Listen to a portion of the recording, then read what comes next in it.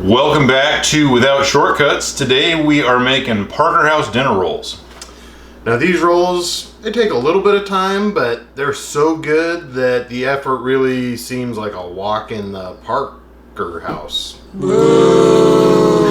little bit of effort there, but that's just kind of like these rolls. They take a little bit of effort, but they're well worth it in the end. I apologize for him.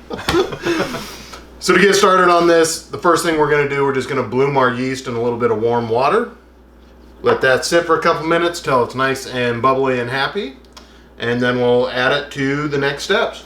All right, so while the yeast is blooming, we're going to go ahead and take a cup of milk and we're going to put it on the stove just to warm it up a little bit. We don't want to bring it up to a simmer or anything. We don't want to scald the milk, just enough to warm it up so that it kind of mixes well with the rest of our ingredients. A few moments later. Once your milk gets heated up a little bit, again, you don't want it too hot, you don't want to kill your yeast, you don't want to scorch the milk, any of that. But warm it up, and then once we get that, we're going to go ahead and add it to our mixing bowl. And then into the warm milk is going to go salt, sugar, and then our shortening. And then that's just going to go onto the mixer. We'll mix that together, mostly just to kind of break up the shortening. It'll melt some of it, but it's probably not going to melt completely, and that's okay.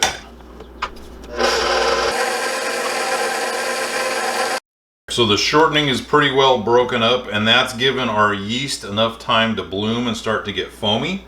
So we're going to go ahead and dump the yeast in. Make sure we get all of it in there. And then we'll add 1 egg.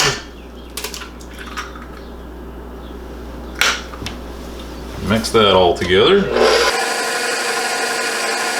And then the last thing that's going to go in is our flour. We'll go ahead and mix this together in the mixer. Once it comes together into a dough, we'll go ahead and switch to the dough hook, and then we'll knead it for probably 5 minutes or so.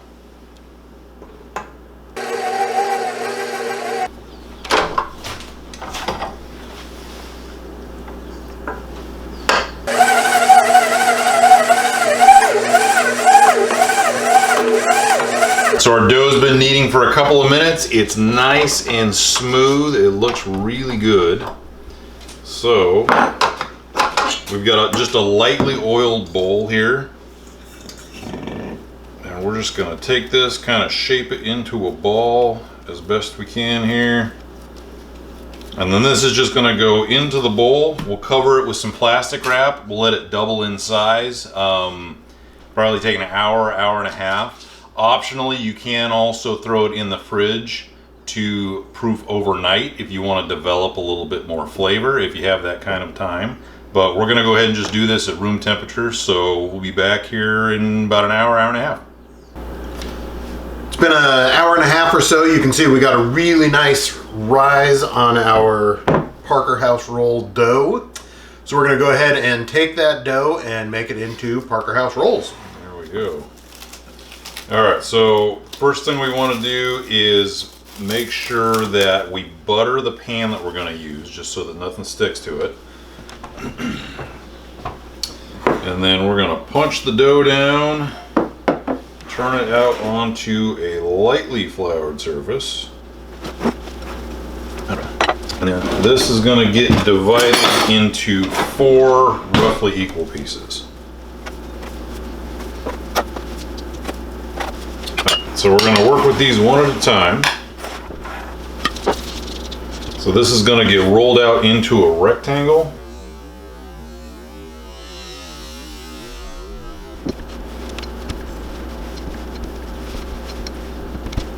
Or at least a close approximation of a rectangle. All right, so then we're going to cut this into 2-inch strips this way. Like this. And then we'll divide these into thirds. So each one of these strips is about 2 inches by 4 inches. And so then all we're going to do is we're going to take each one of these. We're going to brush half of it with butter. Fold that over, and then that just goes right into the pan like that. We're gonna repeat the process with all the rest of the dough and then just shingle them throughout the whole pan until we fill the pan. So now that we've got those all in the pan, we're gonna go ahead and cover this with plastic wrap, and those are gonna just sit and rest for about 30 minutes.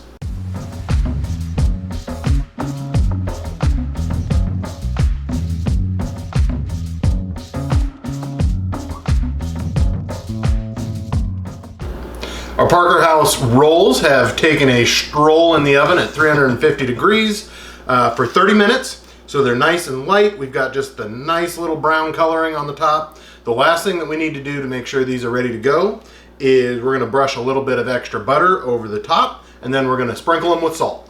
You never have too much butter on your dinner rolls. There we go, a little bit of butter.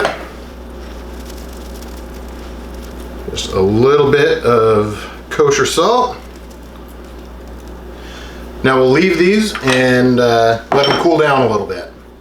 And then as soon as they're actually cool enough to pick up, we'll go ahead, we'll come back and taste them and see what we've got here.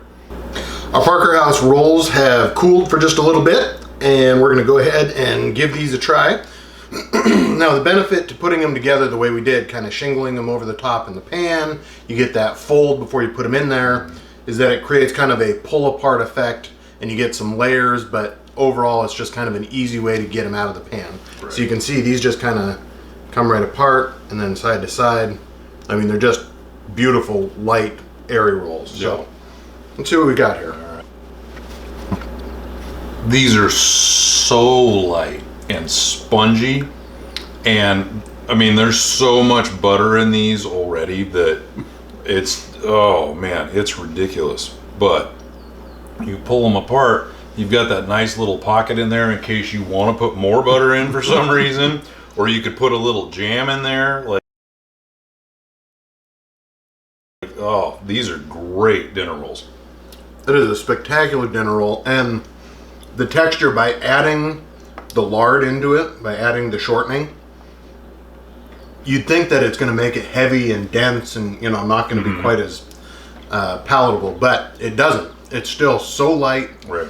That shortening just makes it soft, and it's still airy and adds so much flavor to it. I mean, if you had a couple of pieces of fresh turkey and some cranberry sauce, yeah, like the turkey sandwich you could have after Thanksgiving dinner with these, definitely off the charts. These are incredible rolls. Indeed.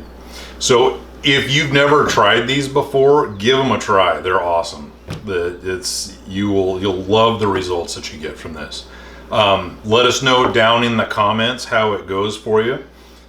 Show us some pictures up on our Instagram. We'd love to see what you guys come up with. These are great. We look forward to hearing what you guys have to say. For these, it's absolutely worth it to skip the shortcuts, do it right. Come back next week. We'll see you guys again. Thanks a lot. All right, thanks guys.